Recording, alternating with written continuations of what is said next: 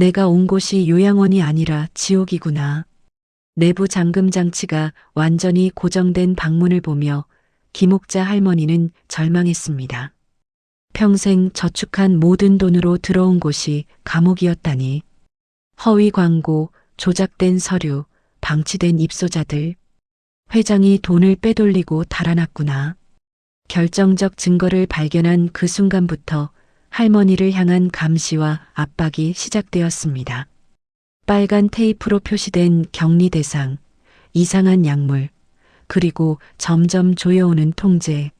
하지만 78세 할머니는 포기하지 않았습니다. 지옥 같은 요양원에서 벌어지는 충격적인 탈출극과 통쾌한 복수가 지금 시작됩니다. 여러분, 오늘도 와주셔서 감사합니다. 사연 시작 전 무료인 구독을 한 번씩 부탁드립니다. 여러분이 구독을 눌러주시는 순간 함께 해주신 여러분의 인생에도 속 시원한 반전이 찾아온다는 이야기를 가장 먼저 드릴게요. 함께 해주신 그곳에도 행복과 웃음이 피어나길 바라겠습니다. 자, 오늘의 사연 시작합니다. 김옥자는 요양원 직원의 안내를 받으며 복도를 천천히 걸었습니다. 지팡이 소리가 바닥에 규칙적으로 울렸습니다. 어르신, 이쪽이 식당이에요. 하루 3번 식사 시간에 이용하시면 됩니다. 직원이 밝은 목소리로 설명했지만 김옥자의 시선은 벽에 붙은 시설 점검표에 머물러 있었습니다. 점검 날짜가 3달 전에 멈춰 있었습니다. 아니, 점검이 이렇게 오래 멈춰 있으면 어떡해요? 지금도 이게 다 고장 난 건 아니죠? 직원이 당황한 듯 대답하며 발걸음을 재촉했습니다. 아, 그건 곧 새로 갱신될 예정이에요. 김옥자는 고개를 끄덕이며 따라갔지만 속으로는 이상하다고 생각했습니다. 평생 모은 돈을 모두 쏟아부어 들어온 곳인데 관리가 이래도 되나 싶었습니다. 여기는 의료실입니다. 몸이 아프시면 언제든 오세요. 직원이 가리킨 의료실 문에는 자물쇠가 채워져 있었습니다. 김옥자는 눈을 가늘게 뜨며 문을 바라봤습니다. 아니, 의료실 문이 왜 잠겨 있어요? 아픈 사람은 어떻게 하라고요? 아, 지금은 의사 선생님이 외부 진료 중이셔서요.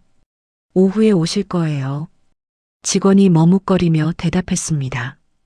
김옥자는 의심스러운 표정을 감추고 고개만 끄덕였습니다. 점심시간이 되자 김옥자는 식당에 앉아 다른 입소자들을 살폈습니다. 한쪽 테이블에 앉은 할머니 한 분이 요양사 호출 버튼을 연신 눌렀습니다. 하지만 아무도 오지 않았습니다. 옆자리 할아버지도 똑같이 버튼을 눌렀지만 마찬가지였습니다. 김옥자는 자신의 호출 버튼도 눌러봤습니다. 아무 반응이 없었습니다. 저기요, 여기 버튼 다 죽었어요. 이래 놓고 어떻게 부르라는 거예요? 직원이 성의 없이 대답하고는 서둘러 자리를 떴습니다. 아, 시스템 점검 중이에요. 곧 복구될 거예요. 김옥자는 점점 불안해졌습니다. 입소 첫날부터 이상한 일들이 너무 많았습니다. 개인 방에 도착해서 김옥자는 온도 조절기를 만져봤습니다. 아무리 버튼을 눌러도 작동하지 않았습니다. 비상벨도 마찬가지였습니다. 세상에 이 비싼 요양원이 이 모양이에요? 이게 뭔 꼴이람. 김옥자가 혼잣말을 하며 벽면 패널을 이리저리 눌러봤습니다. 하지만 전혀 반응이 없었습니다. 문을 닫으려는데 복도에서 작은 목소리가 들려왔습니다. 김옥자는 귀를 기울였습니다. 외부 점검이 언제 온다고 했어? 모르겠어. 회장님이 연락이 안 된다니까. 이러다가 큰일 나는 거 아니야? 두 직원이 속삭이며 지나갔습니다. 김옥자는 문틈으로 그들을 바라봤습니다. 직원들의 표정이 어두웠습니다. 저녁이 되자 요양원에서 자랑했던 개인 맞춤 케어 프로그램이 시작되었습니다. 김옥자는 기대를 갖고 프로그램실로 갔습니다. 하지만 그곳에는 오래된 체조 영상만 틀어놓고 있었습니다.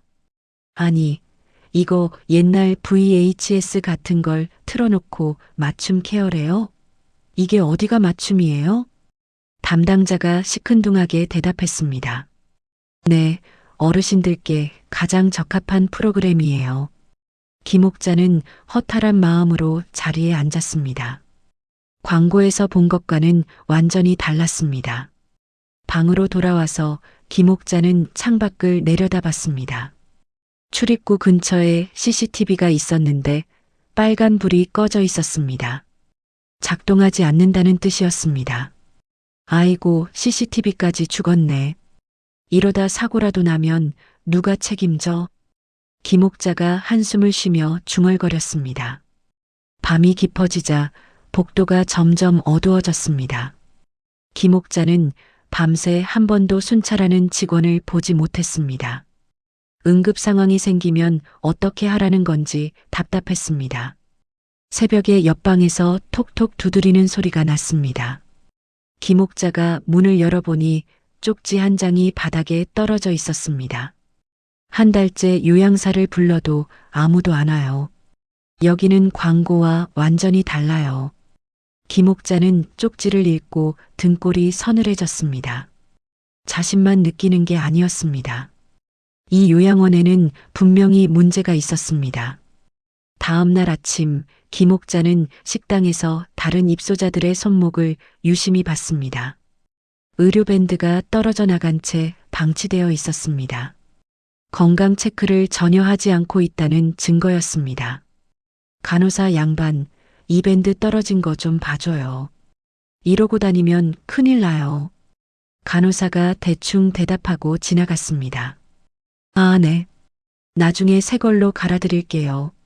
하지만 점심때까지도 아무도 오지 않았습니다. 로비를 지나가다가 김옥자는 회장 인사말 액자를 봤습니다. 날짜가 작년으로 되어 있었습니다. 회장은 대체 어디 있어요? 이런 데서 얼굴 한번 안 비추나요? 김옥자가 안내 데스크 직원에게 물었습니다. 회장님은 출장 중이셔서 연락이 잘 안 돼요. 직원이 애매하게 대답했습니다. 김옥자는 점점 확신을 갖게 되었습니다. 이 요양원은 완전히 방치되고 있었습니다. 오후에 복도 한쪽에서 직원들이 모여 속삭이는 소리가 들려왔습니다. 김옥자는 몰래 다가가서 귀를 기울였습니다. 회장이 정말 잠적한 거 맞나? 그런 것 같아. 한 달째 연락이 안 돼. 이러다가 우리까지 큰일 나는 거 아니야? 직원들의 목소리가 불안에 떨고 있었습니다. 김옥자는 쏘스라치게 놀라며 뒤로 물러났습니다. 회장이 잠적했다니, 그럼 이 시설은 누가 관리하고 있다는 말인가요? 저녁이 되자 김옥자는 방문을 열려고 했지만 열리지 않았습니다. 이유도 모르게 잠겨 있었습니다. 아무리 호출 버튼을 눌러도 아무도 오지 않았습니다. 아니, 문을 왜 잠가요? 사람 있어요. 문 좀 열어요. 김옥자가 문을 두드리며 소리쳤습니다. 하지만 복도는 조용했습니다. 창문 틈으로 밖을 내려다보니 낡은 배수관이 보였습니다. 건물 옆면에는 사다리 같은 흔적도 있었습니다. 김옥자는 가슴이 두근거렸습니다. 혹시 저기로 나갈 수 있을까 하는 생각이 들었습니다. 밤이 깊어지자 김옥자는 문 손잡이를 다시 돌려봤습니다. 하지만 내부 잠금 장치가 완전히 고정되어 있었습니다. 이건 사람을 가둬놓은 거나 다름없지, 이게 무슨 요양원이야. 김옥자가 분노에 차서 중얼거렸습니다. 평생 모은 돈으로 들어온 곳이 감옥이었습니다. 김옥자는 이대로 있다가는 정말 큰일 날 것 같다는 생각이 들었습니다. 목숨까지 위험할 수도 있겠다는 두려움이 밀려왔습니다. 안 되겠다. 내가 살려면 여길 나가야 해. 무조건. 김옥자가 이를 악물며 다짐했습니다. 창밖의 배수관을 다시 한번 바라봤습니다. 저것이 유일한 희망인지도 모른다는 생각이 들었습니다. 다음 날 오전 김옥자는 복도에서 직원들이 급하게 움직이는 모습을 봤습니다. 입소자 명단표를 바꿔 끼우고 있었습니다. 아니, 이 아침부터 왜 그렇게 서둘러요? 뭐 숨길 거라도 있는 거예요? 김옥자가 다가가서 물었습니다. 그냥 정리 중입니다. 보실 필요 없어요. 직원이 서둘러서 대답하며 명단표를 가리려고 했습니다. 하지만 김옥자는 이미 하단에 줄줄이 적힌 퇴소 처리라는 글씨를 봤습니다. 이름이 10대 개나 적혀 있었습니다. 아니, 며칠 사이에 이렇게 나갔다고요? 이게 어떻게 정상이에요? 김옥자가 놀란 목소리로 물었습니다. 다른 데로 옮기신 거라니까요. 자세한 건 저도 몰라요. 직원이 당황한 듯 말하고는 명단표를 들고 황급히 사라졌습니다. 발걸음이 유난히 빨랐습니다. 김옥자는 이상함을 느꼈습니다. 입소한 지 얼마 안 됐는데 벌써 이렇게 많은 사람들이 나갔다는 게 말이 되나 싶었습니다. 더구나 직원의 표정이 너무 어색했습니다. 이상해 뭔가 꼭꼭 숨기고 있네. 김옥자가 혼잣말을 하며 고개를 저었습니다. 식당으로 향하던 중에 두 할머니가 서로 종이를 보며 이야기하고 있었습니다.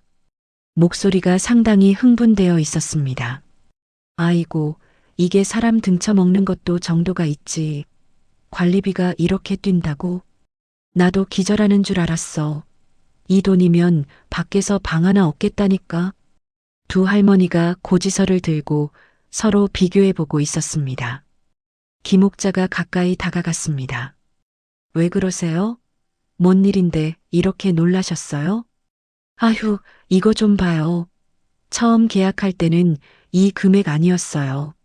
한 할머니가 고지서를 보여줬습니다. 김옥자는 놀란 눈으로 금액을 확인했습니다. 숫자가 믿기지 않았습니다. 세상에 이건 말이 너무 다르잖아요. 이 정도면 사기나 마찬가지죠. 김옥자가 경악한 표정으로 말했습니다. 그러니까요. 이 돈이면 호텔을 가지. 누가 여기 들어오겠어요. 이거 입소자들 돈 뜯어내려고 작정한 거지 뭐. 두 할머니가 속상한 듯 분통을 터뜨렸습니다. 김옥자는 점점 더 의심스러워졌습니다. 이 요양원이 돈을 더 뜯어내려고 하는 건 아닐까 하는 생각이 들었습니다. 게다가 회장이 사라진 상황에서 이런 일이 벌어진다는 게 우연일 리 없었습니다. 여기 정말 뭔가 크게 잘못됐어. 김옥자가 속으로 중얼거렸습니다. 로비에 가니 외부에서 온 듯한 정장 입은 남성 2명이 직원과 실랑이를 벌이고 있었습니다.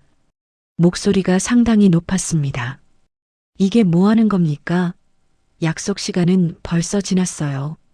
한 남성이 주먹을 쥐고 소리쳤습니다. 저희도 정말 연락이 안 됩니다. 계속 시도하고 있어요. 직원이 머리를 숙이며 사과했습니다. 출장이라면서 한 달째 연락이 안 된다고요? 그게 말이 돼요? 다른 남성도 화를 내며 소리쳤습니다. 기록상으로 출장으로 되어 있어서 저희도 난감합니다. 직원이 떨리는 목소리로 변명했습니다. 이마에 식은땀이 흐르고 있었습니다. 이렇게 무책임할 수가 있어? 계약금은 언제 돌려줄 건데? 그건 회장님이 오셔야. 김옥자는 몰래 그 장면을 지켜봤습니다. 회장이 정말로 사라진 게 확실해 보였습니다. 더구나 계약금을 돌려달라는 말을 들으니 더욱 의심스러웠습니다. 남성들이 화를 내며 나간 후 직원들끼리 수군거리는 소리가 들렸습니다. 이러다 진짜 경찰 오는 거 아니냐? 회장님이 연락만 되면 이 지경까진 안 되는데 이걸 우리가 어떻게 감당해? 김옥자는 더욱 확신을 가졌습니다. 이 요양원에 심각한 문제가 있다는 것을 말입니다. 방으로 돌아가는 길에 바닥에 작은 종이 한 장이 떨어져 있었습니다. 마치 일부러 누군가가 떨어뜨린 것 같았습니다. 김옥자는 주위를 살피고 종이를 주워봤습니다. 3층 창고에 숨겨진 서류들이 있어요. 진실을 알고 싶으면 확인해 보세요. 조심하세요. 김옥자는 종이를 품에 넣었습니다. 누군가가 일부러 자신에게 정보를 주려고 하는 것 같았습니다. 하지만 누가 이런 정보를 준 걸까요? 3층 창고 위험해도 가봐야겠다. 김옥자가 혼잣말을 하며 고민에 빠졌습니다. 위험할 수도 있지만 진실을 알아야 했습니다. 이대로 당하고만 있을 수는 없었습니다. 점심시간에 김옥자는 CCTV 위치를 꼼꼼히 확인했습니다. 사각지대가 어디인지 파악해 두었습니다. 그리고 침대 시트를 들고 복도로 나왔습니다. 시트를 벽에 걸쳐서 시야를 가리며 조심스럽게 계단으로 향했습니다. 발소리가 나지 않도록 천천히 움직였습니다. 3층으로 올라가니 소독약 냄새가 코를 찔렀습니다. 평소보다 훨씬 진한 냄새였습니다. 뭔가 가리려고 냄새를 잔뜩 뿌렸네. 벽에는 출입금지 표시가 붙어 있었지만 테이프가 뜯어진 상태였습니다. 누군가 이미 여기를 드나들고 있다는 뜻이었습니다. 여기가 맞겠지. 김옥자가 주위를 둘러보며 중얼거렸습니다. 창고 문 앞에서 김옥자는 안쪽에서 바람 소리가 나는 것을 들었습니다. 문틈으로 살짝 들여다보니 라벨 없는 상자들이 가득했습니다. 상자들이 무질서하게 쌓여 있었습니다. 들어가 보자. 지금 아니면 기회가 없겠지. 김옥자가 문을 조심스럽게 열고 안으로 들어갔습니다. 심장이 두근거렸습니다. 첫 번째 상자를 열어보니 의료기기 구매 기록이 나왔습니다. 하지만 금액이 상식적으로 이해할 수 없을 정도로 비쌌습니다. 혈압계 하나가 몇백만 원으로 적혀 있었습니다. 아니, 혈압계가 금덩이도 아니고 이건 누가 봐도 조작이잖아. 김옥자가 서류를 들여다보며 중얼거렸습니다. 두 번째 상자에는 입소자들의 의료 기록이 들어 있었습니다. 하지만 대부분이 점검 예정으로만 표시되어 있었습니다. 세상에 검사한 기록이 하나도 없네. 김옥자가 놀라며 서류들을 넘겨봤습니다. 세 번째 상자를 열어보니 회계장부가 나왔습니다. 입소자들에게서 받은 돈이 어디로 갔는지 적혀 있었습니다. 대부분이 회장 개인 계좌 이체라고 되어 있었습니다. 이건 그냥 횡령이 아니라 도둑질이네, 도둑질. 그때 복도에서 발소리가 들려왔습니다. 김옥자는 재빨리 문 뒤로 몸을 숨겼습니다. 심장이 터질 듯이 뛰었습니다. 직원들의 대화가 창고 안으로 들어왔습니다. 이 서류들 빨리 없애자. 이거 걸리면 우리 끝장이다. 오늘 안에 소각장으로 다 가져가자고. 감사팀 오면 큰일 나. 회장님이 연락만 됐으면 이 꼴은 안 났지. 직원들이 몇 개 상자를 들고 나갔습니다. 그들의 발소리가 완전히 멀어질 때까지 김옥자는 움직이지 않았습니다. 김옥자는 그들이 완전히 사라진 후에 움직였습니다. 재빨리 중요해 보이는 서류 몇 장을 지팡이 안쪽에 숨겼습니다. 이건 꼭 챙겨야 해. 이게 내 살 길이야. 창고에서 나오는 길에 복도 끝에서 이상한 광경을 봤습니다. 간호사가 아닌 일반 직원이 주사 패키지를 들고 이동하고 있었습니다. 약을 저렇게 아무나 들고 다녀? 큰일 날 짓을 하고 있네. 방 앞에 도착하니 문손잡이에 빨간 테이프가 감겨 있었습니다. 김옥자는 그것을 보고 쏘스라쳤습니다. 이걸 왜 내 방에 붙이는 거야? 나를 격리시키려고? 옆방 할머니가 나와서 말했습니다. 저거 붙으면 끝이에요. 문제 있는 사람 취급하는 거라네요. 문제라뇨? 난 아무 짓도 안 했어요. 여기선 입소자가 뭘 해도 다 문제래요. 김옥자는 등골이 서늘해졌습니다. 자신을 위험인물로 여기고 있다는 뜻이었습니다. 방 안으로 들어가서 김옥자는 문을 꼼꼼히 잠갔습니다. 숨겨온 서류를 침대 매트리스 아래 깊숙이 넣었습니다. 이제 정말 시간 없어. 여기 오래 있으면 큰일 나. 창밖을 보며 중얼거렸습니다. 배수관과 비상계단을 머릿속으로 떠올렸습니다. 그때 스피커에서 방송이 흘러나왔습니다. 입소자 여러분, 외부 감사 일정이 취소되었습니다. 일정이 변경되면 다시 안내드리겠습니다. 김옥자는 이 방송을 듣고 확신했습니다. 그래, 감사를 피하려고 난리군. 한시가 급하네. 내일까지 무조건 빠져나갈 계획을 세워야 해. 안 그러면 정말 죽을 수도 있어. 김옥자가 결심을 굳히며 중얼거렸습니다. 전날 밤 잠금 장치를 열지 못한 상황 이후 다음 날 아침 김옥자는 복도에서 들려오는 휠체어 이동 소리를 살폈습니다. 요양원의 다른 구역 구조를 파악하려고 문틈으로 조심히 시선을 내밀었습니다. 저 통로 아직 안 가본 데가 있었던가? 김옥자가 혼잣말을 하며 복도 끝을 바라봤습니다. 지금까지 가보지 못한 구역들이 있을 것 같았습니다.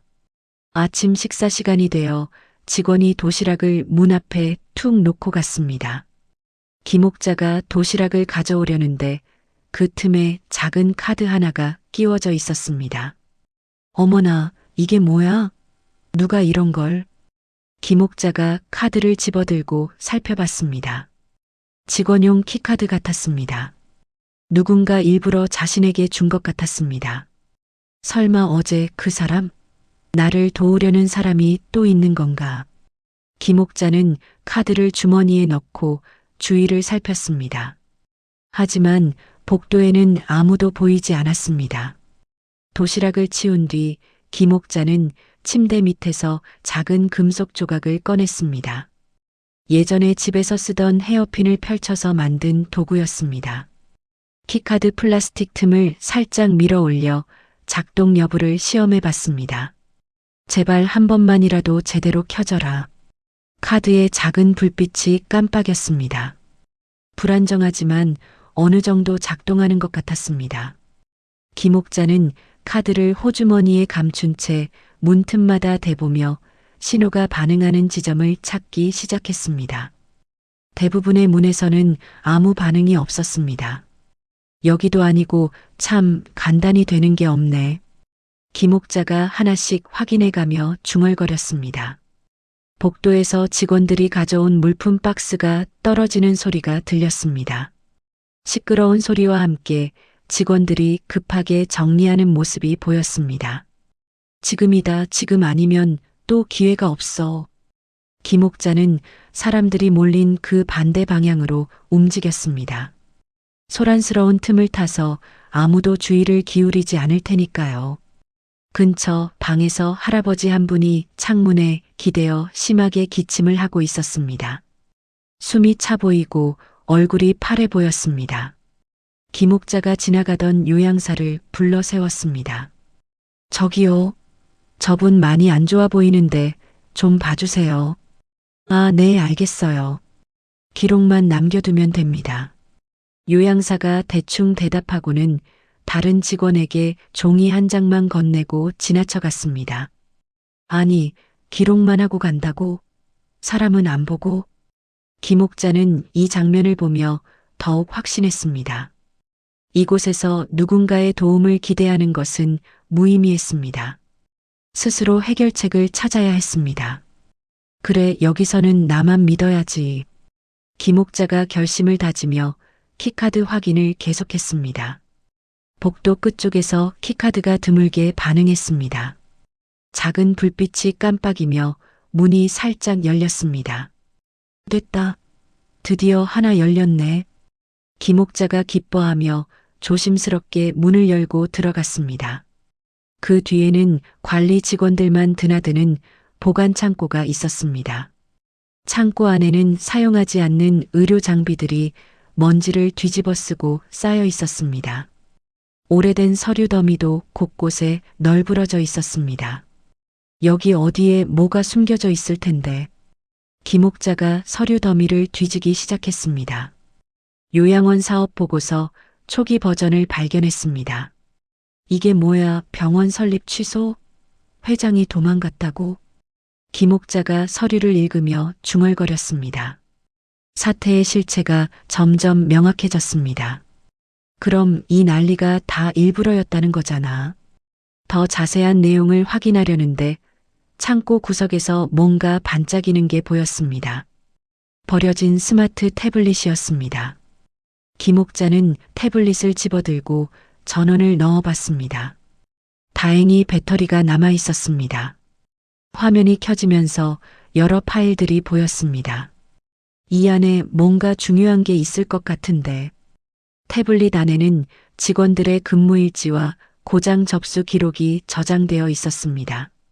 김옥자는 하나씩 열어보며 확인했습니다. CCTV도 꺼놓고 비상벨도 고장 나도 놔두고 이게 말이 돼? 모든 시설이 제대로 관리되지 않고 있다는 기록들이 가득했습니다. 더 충격적인 것은 이런 고장들이 의도적으로 방치되고 있다는 점이었습니다. CCTV 로그를 확인해 보니 일부 카메라가 의도적으로 꺼진 날짜와 시간이 연속되어 있었습니다. 특정 직원이 시설 주요 문을 잠근 기록도 남아 있었습니다. 이건 그냥 실수가 아니야. 누가 작정하고 저지른 거야. 김옥자는 놀라며 태블릿 화면을 뚫어져라 봤습니다. 유상필 이 사람이 밤마다 문을 잠갔다고? 이래서 밤엔 아무도 못 나온 거구나. 기록을 보니 입소자들이 밤에 나오지 못하도록 일부러 문을 잠그고 있었습니다. 응급 상황이 생겨도 도움을 요청할 수 없도록 만든 것이었습니다.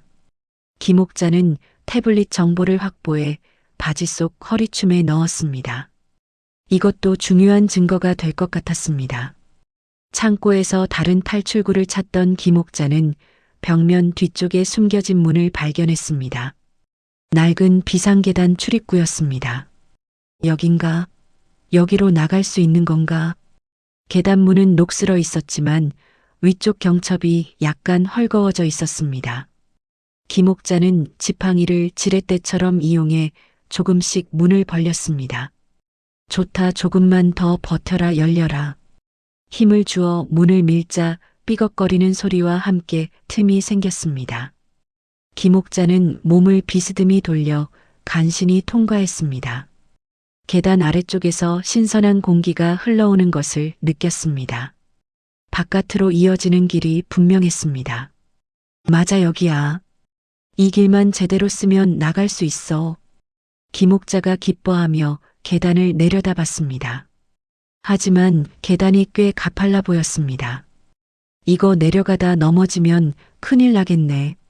천천히 가자.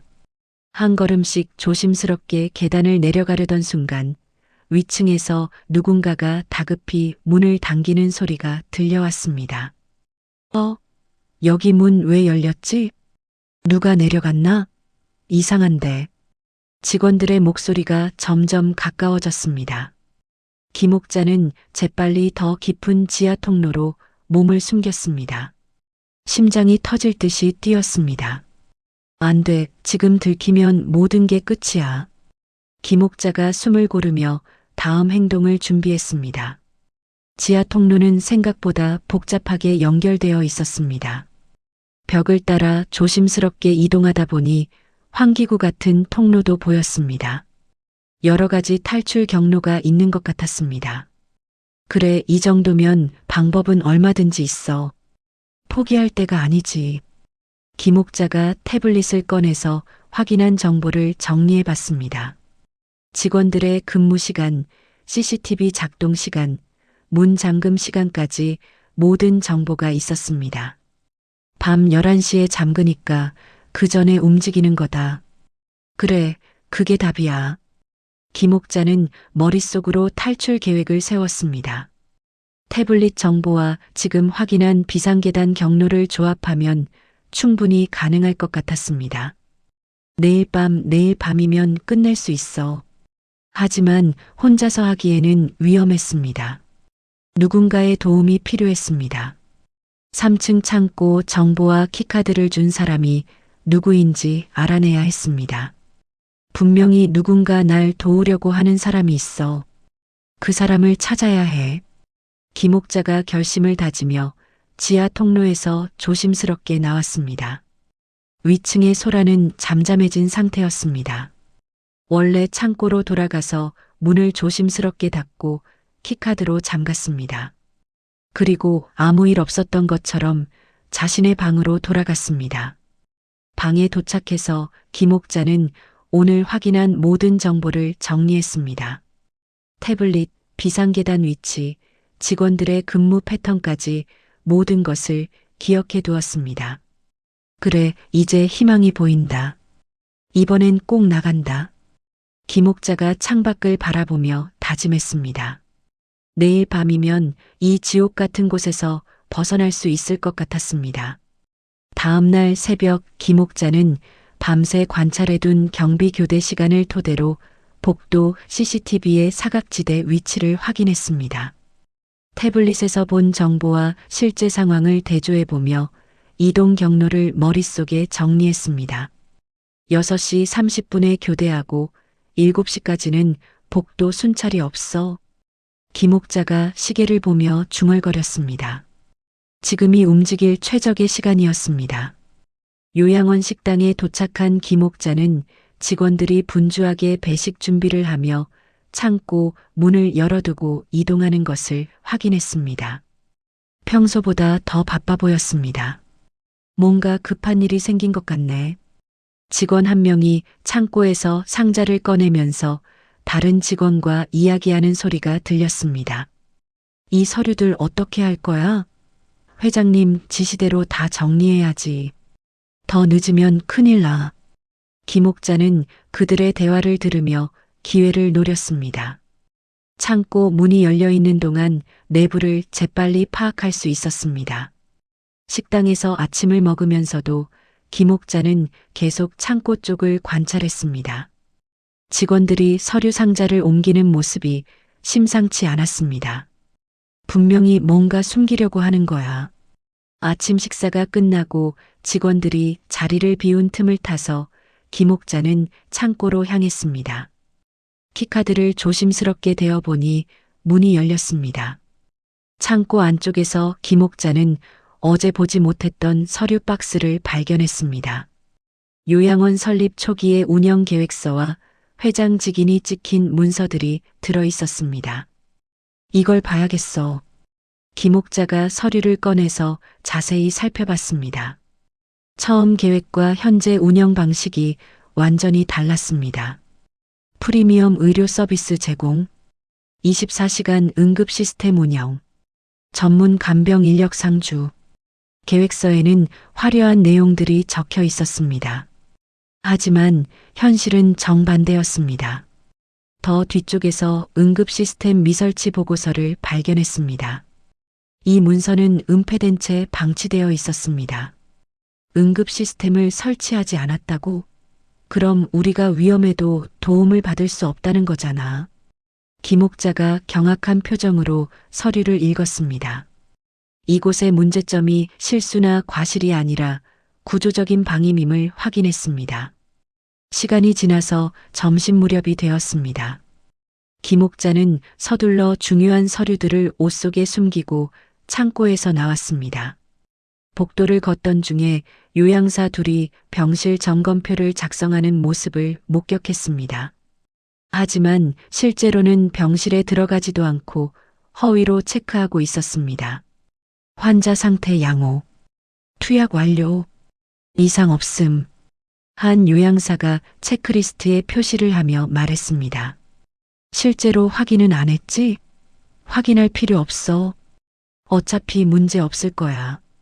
다른 요양사가 대수롭지 않게 대답했습니다. 김옥자는 이 장면을 보고 분노가 치밀었습니다. 입소자들의 안전을 전혀 신경 쓰지 않고 있었습니다. 이런 식으로 관리한다면 누군가 죽어도 모를 거야. 오후가 되자 김옥자는 직원 휴게실이 잠시 비워진 틈을 노렸습니다. 복도에서 휴게실 안을 슬쩍 들여다봤습니다. 회장의 개인 사물함이 텅 비어 있는 것을 확인했습니다. 서랍도 모두 비어 있었고 개인 물건들이 하나도 없었습니다. 정말로 오래전에 사라졌구나. 사물함 안에서 열쇠 묶음을 발견했습니다.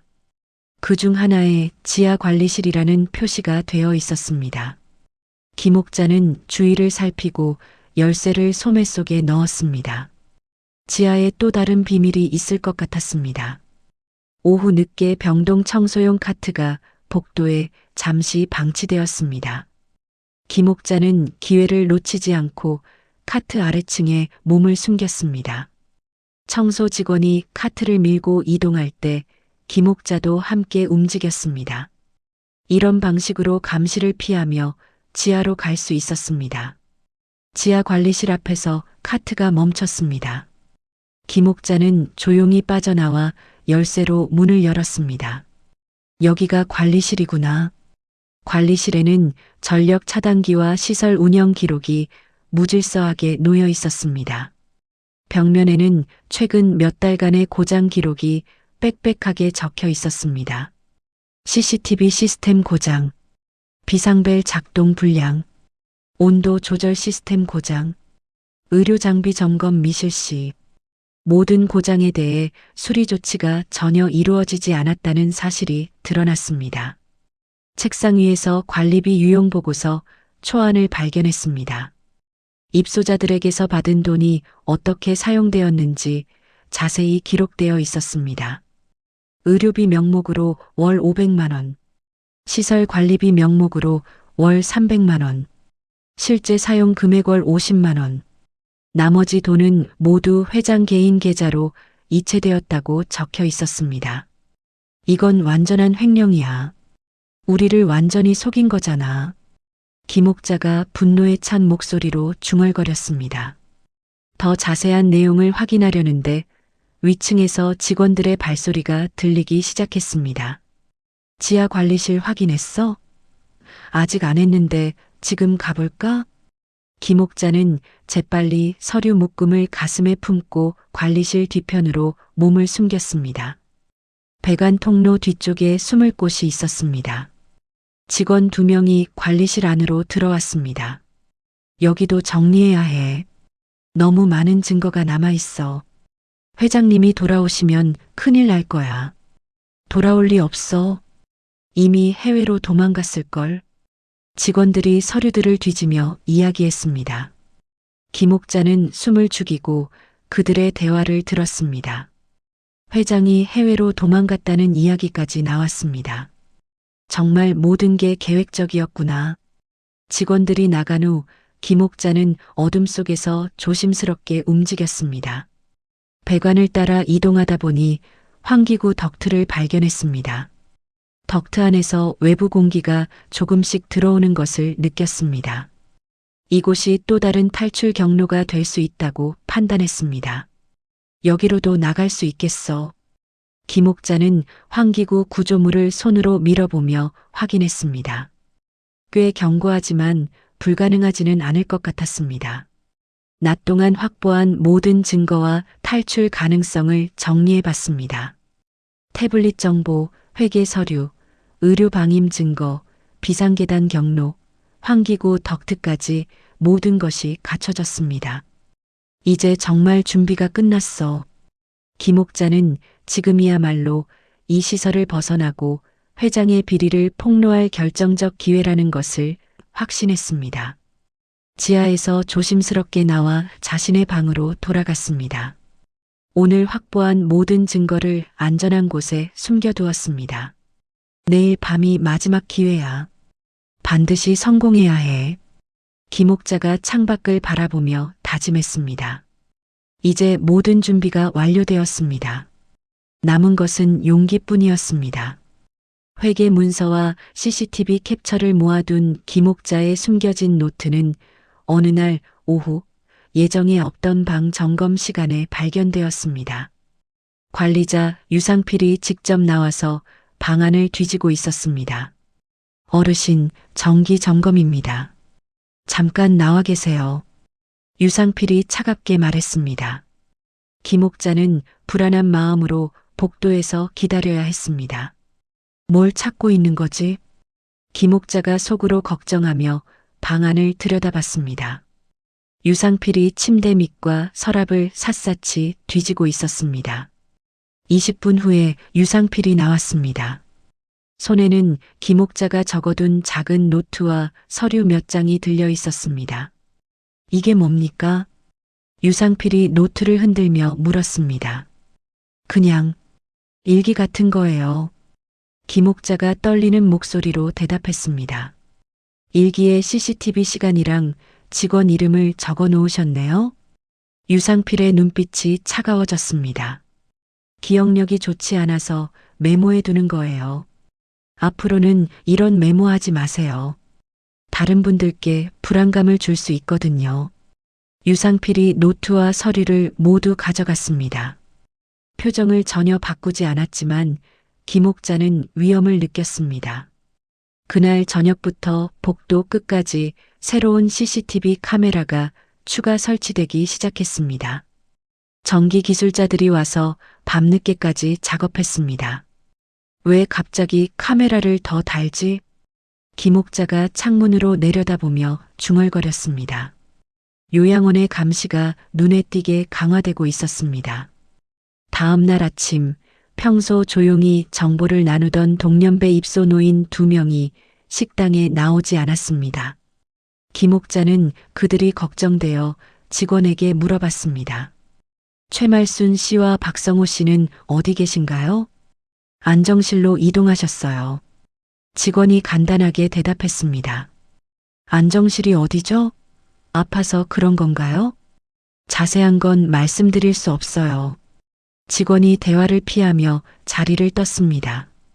김옥자는 불안해졌습니다. 어제까지만 해도 멀쩡했던 사람들이 갑자기 사라졌다는 게 이상했습니다. 혹시 나처럼 뭔가 알아차린 사람들을 따로 격리하는 건 아닐까? 오후에 김옥자는 익숙한 요양사를 찾으려 했습니다. 그동안 비교적 친절했던 정미정이라는 젊은 요양사였습니다. 하지만 근무표에서 그녀의 이름이 사라져 있었습니다. 정미정 씨는 어떻게 됐나요?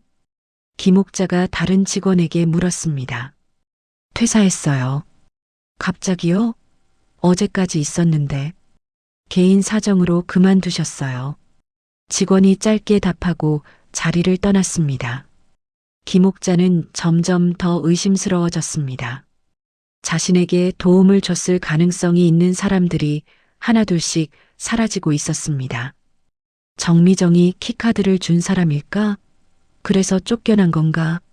저녁 무렵 요양원에서 갑작스럽게 새로운 공지문을 배포했습니다. 각 방에 직접 전달되었습니다. 보호자 면회 제한 안내라는 제목이었습니다. 김옥자가 공지문을 읽어봤습니다. 감염병 예방을 위해 당분간 외부인 면회를 제한합니다. 전화 통화는 하루 1번, 5분 이내로 제한됩니다. 감염병이라니? 그런 소식 들은 적 없는데. 김옥자가 의아해하며 공지문을 다시 읽어봤습니다. 명분은 그럴듯했지만 타이밍이 너무 의심스러웠습니다.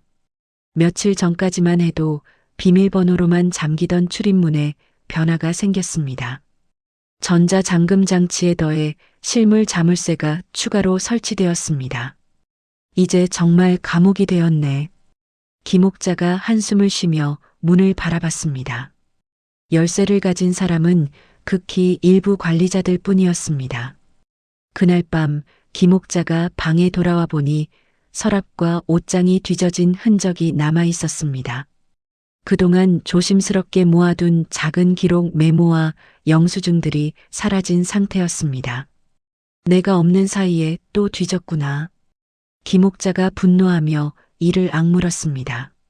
하지만 정말 중요한 것들은 다른 곳에 숨겨뒀기 때문에 다행이었습니다. 복도 한쪽에는 새로운 게시판이 생겼습니다. 그 위에 허위사실 유포시 법적 조치라는 문구가 적힌 공지문이 여러 장 겹쳐붙어 있었습니다.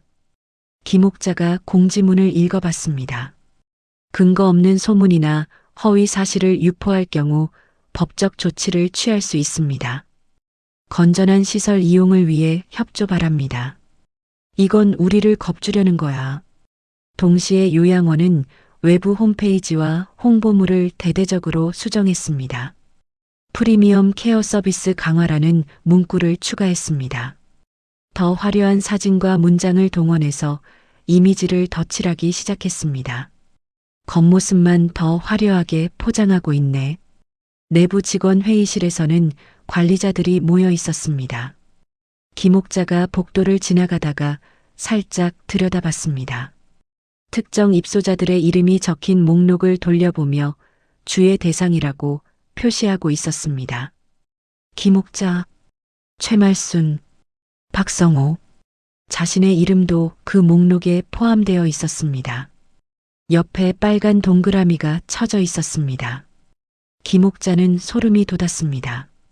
자신들이 감시 대상이 되어 있다는 확실한 증거였습니다. 이제 정말 위험해졌어. 약 배급 시간에 김옥자는 평소와 다른 약 봉투를 받았습니다. 약 색깔과 크기가 완전히 바뀌어 있었습니다. 이 약은 뭔가요?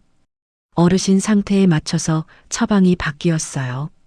간호사가 대충 설명했습니다. 김옥자는 의심스러워서 약을 삼키는 신용만 하고 혀 아래에 숨겼습니다. 나중에 방으로 돌아와서 베개 밑에 몰래 버렸습니다. 이상한 약을 먹이려는 건 아닐까? 그날 밤 복도 불이 평소보다 더 일찍 꺼졌습니다. 대신 문 앞쪽에 설치된 작은 센서 등만 켜져 있었습니다. 방문이 조금만 열려도 바로 알 수 있는 시스템이었습니다. 김옥자는 문을 살짝 열어보며 테스트해 봤습니다. 즉시 센서 등이 반응하며 복도에 불빛이 번쩍였습니다. 완전히 감시하고 있구나. 창문 밖으로 보이던 낡은 배수관 근처에도 변화가 생겼습니다. 새로운 경고 표지판이 붙어 있었고 아래쪽에는 외부 공사 예정이라는 안내문까지 붙어 있었습니다. 탈출 경로마저 차단하려는 거야. 김옥자는 절망감이 밀려왔습니다. 그동안 준비했던 모든 계획이 무너지는 것 같았습니다. 하지만 포기할 수는 없었습니다.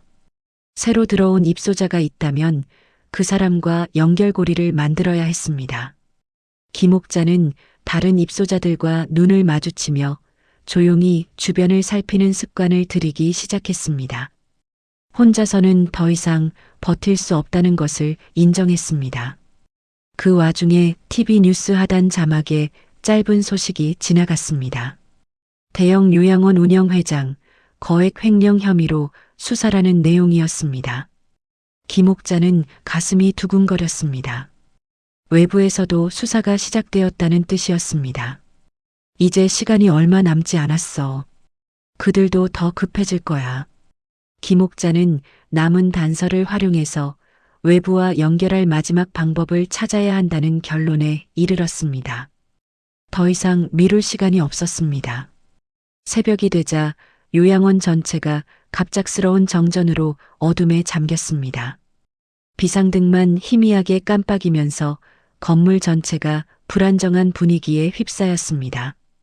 김옥자는 어젯밤 확보한 비리 문서가 담긴 태블릿을 품에 넣고 일어났습니다. 정전으로 보안문이 열렸는지 확인하기 위해 조심스럽게 복도로 나왔습니다. 이게 기회일까? 복도 뒤편에서 직원들의 다급한 발걸음과 장비 끄는 소리가 들렸습니다. 정전이 우연이 아니라는 것을 직감했습니다. 누군가 의도적으로 시스템을 조작한 것 같았습니다. 김옥자는 휴게실 옆문 뒤에서 몸을 숨기며 직원들의 대화를 엿들었습니다. 정전 원인이 뭐야? 잘 모르겠어. 갑자기 모든 전력이 끊어졌어. 회장 측근이 돌아오고 있다던데? 이 타이밍에 정전이라니. 설마 일부러 그런 건 아니겠지? 김옥자는 이 대화를 듣고 더욱 긴장했습니다. 자신이 가진 증거의 위험성을 다시 깨달았습니다. 지팡이를 짚고 조심스럽게 이동하던 김옥자는 어두운 계단참에서 두 명의 노인과 마주쳤습니다. 최말순과 박성호였습니다. 그들은 안정실에서 나와 대피하려고 하고 있었습니다. 김옥자 씨, 여기 계셨구나. 최말순이 반가워하며 김옥자의 팔을 붙잡았습니다. 두 분 괜찮아요? 안정실에 있었다고 들었는데. 안정실이라니요. 그냥 격리실이었어요. 우리가 문제를 제기한다고 따로 가둬뒀어요. 박성우가 붕괴한 목소리로 말했습니다. 저희도 나가야 해요. 문이 갑자기 잠겨서 나갈 수가 없어요. 최말순이 도움을 요청했습니다. 김옥자는 태블릿에 저장된 비상구 구조도를 꺼내서 보여줬습니다. 이쪽으로 가면 반대편 계단이 있어요. 따라오세요. 어떻게 그런 걸 아세요? 설명은 나중에 하고 일단 여기서 벗어나요. 세 사람은 김옥자의 안내를 따라 반대편으로 이동했습니다. 노인들은 흔들리는 손으로 서로의 팔을 붙잡으며 조심스럽게 따라왔습니다. 계단 아래에서는 파손된 잠금 장치를 고치려고 애쓰는 남성이 있었습니다. 손전등을 비추며 문을 강제로 열려고 하고 있었습니다. 누구세요? 김옥자가 조심스럽게 물었습니다. 저는 박대수라고 합니다. 예전에 여기서 요양사로 일했어요. 남성이 고개를 돌리며 대답했습니다. 요양사였다고요? 네, 회장의 비리를 알고 있어서 해고당했어요. 오늘 이곳을 폭로하려고 왔습니다. 박대수가 설명했습니다. 정말이에요? 그럼 우리랑 같은 편이네요. 최말순이 안도의 표정을 지었습니다. 박대수는 회장 측근이 서류를 회수하려고 돌아온다는 사실을 미리 들었다고 했습니다. 할머님, 태블릿 절대 잃어버리시면 안 돼요. 그게 유일한 증거거든요. 알겠어요. 목숨 걸고 지킬게요. 김옥자가 태블릿을 더 깊숙이 품에 넣었습니다. 네 사람은 박대수의 안내로 1층 창고 쪽 폐쇄 구역으로 이동했습니다. 그곳에는 감시에서 벗어난 비상문이 있다고 했습니다. 저기만 통과하면 밖으로 나갈 수 있어요. 박대수가 앞장서서 길을 안내했습니다. 하지만 창고에 도착하자 이미 회장 측근 경비원 2명이 비상문 앞을 지키고 서 있었습니다. 비상등 아래서 그들의 그림자가 크게 흔들리고 있었습니다. 이런, 벌써 와 있네. 박대수가 혀를 찼습니다. 어떻게 하죠? 최말순이 불안해하며 물었습니다. 김옥자와 일행은 창고 뒤편 선반 사이로 몸을 숨겼습니다. 경비원들의 동태를 살피며 기회를 기다렸습니다. 정전 원인 확인됐나? 아직 모르겠어요. 기술자가 확인하고 있어요. 빨리 복구해. 시간이 없어.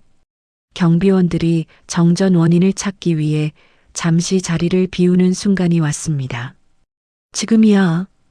박대수가 잠금 장치의 결함을 이용해서 특수 도구를 꺼내 들었습니다. 요양사로 일할 때 비상 상황에 대비해서 준비해 둔 것이었습니다. 김옥자는 그가 문을 여는 동안 주변을 살피며 망을 봤습니다. 심장이 터질 듯이 뛰었습니다. 거의 다 됐어요. 조금만 더. 박대수가 집중해서 작업을 계속했습니다. 드디어 문이 열렸습니다. 창고에 차가운 외부 공기가 안으로 쏟아져 들어왔습니다. 됐다. 빨리 나가요. 네 사람은 서로의 팔을 잡고 빠르게 밖으로 이동했습니다. 자유의 공기가 얼굴에 닿는 순간 김옥자는 눈물이 났습니다. 하지만 안도의 순간도 잠깐 건물 외벽 뒤편에서 회장 측근 차량이 접근하는 소리가 들렸습니다. 헤드라이트 불빛이 점점 가까워지고 있었습니다. 아직 안전하지 않아요. 김옥자는 즉시 태블릿을 품에 더 깊숙이 숨긴 채 다시 건물 그림자 쪽으로 몸을 낮췄습니다. 다른 사람들도 재빨리 몸을 숨겼습니다. 저쪽 담벼락으로 가요. 박대수가 다른 방향을 가리키며 속삭였습니다. 네 사람은 담벼락을 따라 조심스럽게 이동했습니다. 뒤에서 차 문이 열리는 소리와 발소리가 들려왔습니다. 놓쳤나? 안에서 확인해봐. 경비원들이 건물 안으로 들어가는 소리가 들렸습니다. 그 틈을 타서 네 사람은 담벼락 너머로 완전히 빠져나올 수 있었습니다. 드디어 요양원 부지를 벗어났습니다. 정말 나왔네요. 최말순이 감격해서 소리쳤습니다. 아직 끝나지 않았어요. 경찰서로 가야 해요. 박대수가 태블릿을 가리키며 말했습니다. 네, 이 증거를 넘겨줘야 해요. 김옥자도 결의에 찬 표정으로 고개를 끄덕였습니다. 네 사람은 새벽길을 걸어 가장 가까운 경찰서로 향했습니다. 뒤에서 요양원 쪽에서 사이렌 소리가 들려왔지만 이미 너무 멀어진 상태였습니다. 드디어 진실을 밝힐 수 있겠어요. 김옥자가 태블릿을 꼭 안으며 중얼거렸습니다. 길고 험난했던 싸움이 이제 끝나가고 있었습니다. 탈출 성공과 동시에 뒤이어 쫓아오는 발소리가 멀어졌습니다. 하지만 이 도주가 끝이 아니라 내부 비리를 완전히 밝히기 위한 새로운 싸움의 시작이라는 것을 모두 알고 있었습니다. 경찰서 불빛이 저 앞에 보이기 시작했습니다. 김옥자는 마침내 정의가 실현될 것이라는 희망을 품고 걸음을 재촉했습니다. 요양원 본관이 경찰과 복지부 합동조사팀의 통제하에 놓이자 김옥자는 조력자였던 박대수와 함께 비리 장부의 원본을 관할 지청에 직접 제출했습니다. 새벽 6시 경찰서에서 밤을 샌 그들은 드디어 공식적인 신고를 접수했습니다. 이 태블릿과 서류들이 모든 증거입니다. 김옥자가 떨리는 손으로 태블릿을 수사관에게 건넸습니다. 할머니께서 직접 수집하신 거라고요?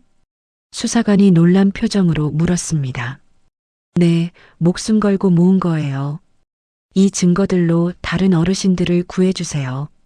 김옥자의 목소리에는 간절함이 담겨 있었습니다. 박대수도 내부 직원으로서 알고 있던 사실들을 상세히 진술했습니다. 회장 도경만이 설립 초기부터 계획적으로 돈을 빼돌렸습니다. 의료 서비스는 모두 거짓이었어요. 조사팀은 즉시 내부 서버에서 삭제된 기록의 복구 작업을 시작했습니다. 컴퓨터 포렌식 전문가들이 투입되었습니다. 김옥자가 제출한 장부에 적힌 회계 내역과 CCTV 백업 파일을 대조한 결과 동일 시점의 조작 흔적이 명확히 드러났습니다. 이건 조직적인 범죄네요. 단순한 횡령 수준이 아니에요. 수사관이 서류를 넘겨보며 혀를 찼습니다. 오전 9시 입주자 가족들이 긴급 연락을 받고 요양원으로 몰려왔습니다. 경찰 차량과 구급차가 건물 앞에 즐비하게 늘어서 있었습니다. 아버지 어디 계세요? 어머니 상태가 어떻게 됐어요? 가족들의 다급한 목소리가 요양원 로비에 울려 퍼졌습니다. 시설 곳곳에서 그동안 방치되었던 부모들의 상태를 확인한 가족들의 분노가 폭발했습니다. 이게 뭐예요? 아버지가 이렇게 말랐는데 왜 연락도 안 줬어요? 약도 제대로 안 주고 있었던 거예요? 돈은 비싸게 받아놓고 이게 무슨 관리예요? 한 여성이 울면서 항의했습니다. 요양원 관리부 직원들은 회장의 지시가 모두 허위였다고 증언하기 시작했습니다. 직원 휴게실에서 일부 직원들이 급여 체불과 강압적 업무 지시를 호소했습니다. 저희도 피해자예요. 제대로 된 의료 서비스를 하고 싶었지만 회장이 돈을 아끼라고만 했어요. 한 간호사가 눈물을 흘리며 말했습니다. 환자분들 상태가 안 좋아서 병원에 모셔가자고 했더니 비용 때문에 안 된다고 했어요. 이런 증언들이 쏟아지면서 사건은 대형 사회 문제로 번졌습니다. 오후에 김옥자는 전담 조사관의 요청에 따라 상세한 진술서를 작성했습니다. 탈출 과정, 격리 상황, 비상벨 무력화 등 그동안 겪은 모든 상황을 기록했습니다. 할머니께서 이 모든 것을 혼자 하셨다는 게 믿기지 않아요. 조사관이 감탄하며 말했습니다. 다른 어르신들을 생각하니까 포기할 수 없었어요. 김옥자가 담담하게 대답했습니다. 저녁 뉴스 시간 지역 방송국 취재진이 현장을 촬영하며 비리 의혹을 상세히 보도했습니다. 78세 할머니가 목숨을 걸고 수집한 증거로 대형 요양원 비리가 드러났습니다. 앵커의 멘트와 함께 김옥자의 인터뷰가 방송되었습니다. 다른 어르신들이 저처럼 고생하지 않았으면 좋겠어요. 요양원은 즉시 임시 폐쇄 조치가 내려졌습니다. 보건복지부에서 직접 관리에 나섰습니다. 그 시각 공항에서 해외로 도주하려던 도경만 회장이 체포되었습니다. 출국 심사 과정에서 수배 명단에 올라 있는 것이 확인되었습니다. 저는 무죄입니다. 직원들이 멋대로 한 일이에요. 도경만이 수갑을 찬 채로 소리쳤지만 이미 모든 증거가 확보된 상태였습니다. 압수수색 과정에서 입주자, 관리비와 정부 보조금이 개인 계좌로 횡령된 정황이 모두 확인되었습니다. 해외 계좌까지 추적되어 수십억 원의 불법 자금이 발견되었습니다. 시설 폐쇄가 확정되자 입소자들은 다른 공공 요양시설로 안전하게 이동되었습니다. 정부에서 긴급 예산을 편성해서 제대로 된 시설에서 치료받을 수 있도록 했습니다. 출입 통제가 풀린 건물 앞에서 가족들은 서로를 부둥켜 안고 제외했습니다. 아버지, 많이 힘드셨죠? 이제 좋은 곳으로 모시고 갈게요. 감동적인 제외 장면이 곳곳에서 펼쳐졌습니다. 김옥자는 최말순, 박성우와 함께 직원들이 도와준 이동 차량에 올라탔습니다. 창밖으로 보이는 폐쇄된 요양원 건물에서 한동안 눈을 떼지 못했습니다. 정말 끝났네요. 최말순이 안도의 표정으로 말했습니다. 네, 이제 다시는 이런 일이 생기지 않도록 해야 해요. 김옥자가 단호하게 대답했습니다. 한편 그 시각 조사팀은 요양원 뒤편 창고에서 추가 문서와 현금 박스를 발견했습니다. 도경만이 은폐하려 했던 자료의 일부가 더 확인되었습니다. 이 정도면 징역 15년은 나올 것 같네요.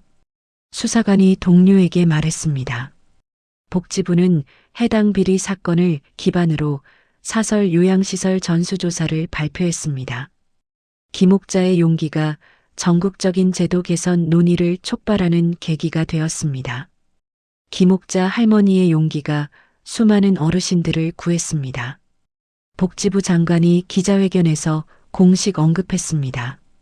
집으로 돌아온 김옥자는 작은 단칸방에 도착해 천천히 짐을 풀었습니다. 요양원에서 했던 탈출 준비물들을 하나하나 조용히 정리했습니다. 지팡이, 태블릿, 서류들. 모든 것이 생생한 기억으로 남아 있었습니다. TV에서는 요양원 사건의 경과가 연일 속보로 이어졌습니다. 김옥자가 보낸 자료 덕분에 입주자들의 미래가 조금 더 안전해졌다는 보도였습니다. 일주일이 지나자 정신적 충격으로 지친 몸이 조금씩 회복되었습니다. 김옥자는 동네 복지센터에서 제공된 심리 상담을 받으며 일상으로 돌아가기 위한 준비를 했습니다. 할머니께서 정말 대단한 일을 하셨어요. 상담사가 진심으로 말했습니다. 당연한 일을 했을 뿐이에요. 김옥자가 겸손하게 대답했습니다. 창문을 통해 저녁 햇살이 들어올 때 김옥자는 마침내 지팡이를 세워두고 조용히 앉았습니다. 새로운 삶의 첫 페이지를 시작한다는 듯 깊은 숨을 내쉬었습니다. 평생 모은 돈은 잃었지만 더 소중한 것을 얻었다는 생각이 들었습니다. 정의와 용기, 그리고 다른 사람을 위한 희생의 가치를 확인한 것이었습니다. 3개월 후 김옥자는 동네 복지관에서 열린 어르신 안전교육 강의에 참석했습니다. 요양원 사건 이후 정부에서 마련한 새로운 제도에 대한 설명회였습니다. 이제는 모든 요양시설에 실시간 모니터링 시스템이 설치됩니다. 복지관 직원이 설명했습니다. 김옥자 할머니 덕분에 이런 제도가 생겼죠. 옆자리 할머니가 김옥자를 바라보며 말했습니다. 김옥자는 쑥스러운 듯 고개를 숙였습니다. 아직도 언론의 관심이 부담스러웠습니다. 그냥 해야 할 일을 했을 뿐이에요. 강의가 끝난 후 김옥자는 집으로 돌아가는 길에 최말순과 박성호를 만났습니다. 두 사람은 새로운 공공 요양시설에서 잘 지내고 있었습니다. 김옥자 씨 덕분에 우리가 살았어요. 정말 고마워요. 최말순이 김옥자의 손을 꼭 잡으며 말했습니다. 이제는 정말 좋은 곳에서 지내고 있어요. 의사 선생님도 친절하시고 시설도 깨끗해요. 박성호도 밝은 표정으로 근황을 전했습니다. 다행이네요. 이제는 걱정 없이 지내실 수 있겠어요. 김옥자가 안도의 미소를 지었습니다. 집에 돌아온 김옥자는 우편함에서 여러 통의 편지를 발견했습니다. 전국 각지에서 온 감사 편지들이었습니다. 할머니 덕분에 저희 아버지도 좋은 곳으로 옮길 수 있었어요. 할머니의 용기가 많은 어르신들을 구했습니다. 편지를 읽으며 김옥자는 가슴이 뭉클해졌습니다. 자신의 작은 용기가 이렇게 많은 사람들에게 도움이 되었다니 믿기지 않았습니다.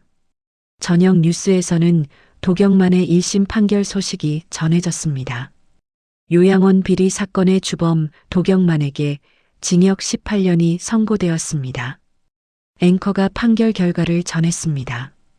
피해자들에 대한 배상도 명령되어 입소 비용 전액이 환급될 예정입니다. 김옥자는 TV를 보며 복잡한 감정을 느꼈습니다. 분노보다는 안도감이 더 컸습니다. 이제 정말 끝났구나. 다음 날 김옥자는 박대수로부터 전화를 받았습니다. 그는 새로운 공공 요양시설에서 요양사로 다시 일하고 있었습니다. 할머니, 새로운 곳에서 제대로 된 일을 하고 있어요. 박대수의 목소리가 밝았습니다. 정말 다행이에요. 이제는 양심 있게 일할 수 있겠네요. 네, 할머니가 보여주신 용기를 잊지 않겠어요. 일주일 후 김옥자는 특별한 손님을 맞았습니다. 복지부에서 온 공무원이 포상과 관련한 이야기를 하러 왔습니다. 시민대상 후보에 추천되셨습니다. 수상식에 참석해 주시겠어요? 제가 상을 받을 만한 일을 했나요? 김옥자가 겸손하게 물었습니다. 할머니께서 하신 일은 정말 대단한 거예요. 많은 사람들이 본받아야 할 일이고요. 김옥자는 한참을 고민한 끝에 수상을 받기로 했습니다. 자신을 위해서가 아니라 다른 어르신들을 위해서였습니다. 수상식 날 김옥자는 단정한 한복을 입고 시청에 나갔습니다. 많은 사람들이 박수를 보내며 그녀를 맞았습니다. 김옥자 할머니의 용기와 정의감이 우리 사회를 더 안전하게 만들었습니다. 시장이 상을 전하며 말했습니다. 앞으로도 어르신들이 안전하게 지낼 수 있도록 계속 노력하겠습니다. 김옥자가 소감을 말했습니다. 수상식 후 김옥자는 기자들의 인터뷰 요청을 받았습니다. 다른 어르신들에게 하고 싶은 말씀이 있으신가요? 포기하지 마세요. 부당한 일을 당하면 반드시 신고하세요. 우리도 목소리를 낼 권리가 있어요. 김옥자의 메시지는 전국에 방송되었습니다. 한 달 후 김옥자는 자원봉사를 시작했습니다. 복지관에서 요양시설 선택에 어려움을 겪는 가족들에게 조언을 해주는 일이었습니다. 이런 점들을 꼼꼼히 확인해 보세요. 시설이 깨끗한지, 직원들이 친절한지. 김옥자의 조언은 매우 구체적이고 실용적이었습니다. 직접 경험한 것을 바탕으로 한 조언이었기 때문입니다. 할머니 말씀 들으니까 안심이 돼요. 상담을 받는 가족들이 고마워했습니다. 6개월이 지나자 김옥자의 일상은 완전히 새로워졌습니다. 아침에는 근처 공원에서 산책을 하고 오후에는 복지관에서 자원봉사를 했습니다. 저녁에는 동네 어르신들과 함께 모여서 차를 마시며 이야기를 나눴습니다. 요양원 사건 이후 김옥자는 지역의 작은 유명 인사가 되었습니다. 김옥자 할머니처럼 용기 있게 살고 싶어요. 젊은 봉사자들이 종종 그렇게 말했습니다. 나이가 들었다고 포기하면 안 돼요. 우리도 할 수 있는 일이 많아요. 김옥자가 대답했습니다. 1년 후 김옥자는 자서전을 쓰기 시작했습니다. 출판사에서 먼저 제안을 해왔습니다. 제 이야기가 책으로 나올 만한가요? 할머니 이야기는 많은 사람들에게 희망과 용기를 줄 거예요. 편집자가 확신에 차서 말했습니다. 김옥자는 천천히 자신의 경험을 글로 옮겨갔습니다. 고통스러운 기억들이었지만 의미 있는 일이라는 생각이 들었습니다. 이 책을 읽는 어르신들이 포기하지 않았으면 좋겠어요. 창문을 통해 햇살이 들어오는 조용한 오후, 김옥자는 원고를 정리하며 생각했습니다. 평생 모은 돈은 잃었지만 더 큰 보람을 얻었다는 느낌이었습니다. 전화벨이 울렸습니다.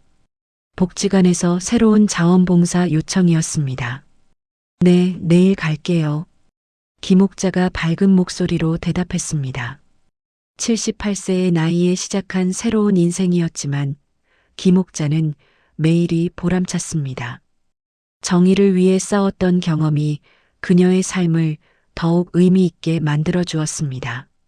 저녁이 되어 김옥자는 지팡이를 세워두고 창밖을 바라봤습니다. 내일도 누군가를 도울 수 있다는 기대감으로 마음이 따뜻해졌습니다. 새로운 시작이야. 김옥자가 혼잣말을 하며 미소를 지었습니다. 그녀의 용기는 계속해서 많은 사람들에게 희망을 주고 있었습니다. 김옥자 할머니의 이야기는 여기서 끝이 납니다. 78세의 나이에도 불굴의 의지로 악을 응징하고 정의를 실현한 할머니의 모습은 정말 감동적이었습니다. 나이가 들었다고 힘이 없다고 포기할 필요는 없다는 것을 보여주신 할머니께 진심으로 박수를 보내드립니다. 부당한 일을 당했을 때 침묵하지 않고 용기 있게 맞서는 것, 그것이 바로 진정한 용기라는 걸 깨닫게 해주는 이야기였습니다. 여러분도 살아가시면서 부당한 일을 당하신다면 김옥자 할머니처럼 포기하지 마시고 끝까지 싸우시길 바랍니다. 정의는 반드시 승리한다는 믿음을 가지고 말이죠. 이야기를 끝까지 들어주신 분이 계시다면 잘 들었다고 댓글 하나만 남겨주세요. 좋아요를 누르시면 여러분의 하루에 행운과 평안이 스르르 찾아옵니다. 좋은 기운 받아가세요. 좋아요는 여러분에게 작은 축복 같은 버튼입니다. 감사합니다. 기막힌 인생 사연이었습니다.